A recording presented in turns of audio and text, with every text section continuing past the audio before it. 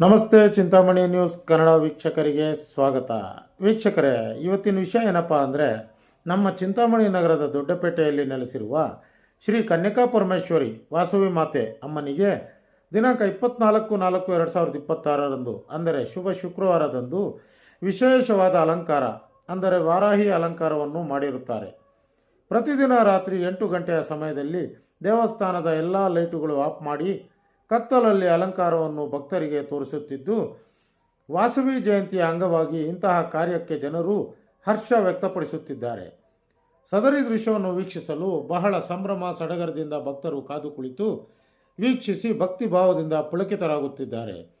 ಇನ್ನು ಯಾಕೆ ತಡ ಮಾಡುವುದು, ನೀವು ಸಹ ಈ ದಿನ ಬಂದು ವೀಕ್ಷಿಸಿ ಎಂದು ನಾವು ನಿಮ್ಮನ್ನು ಕೋರುತ್ತಿದ್ದೇವೆ. ವರದಿ ಎನ್ ಕೃಷ್ಣಮೂರ್ತಿ. ನಮಸ್ತೆ ಚಿಂತಾಮಣಿ ನ್ಯೂಸ್, ಚಿಂತಾಮಣಿ ಘಟಕ.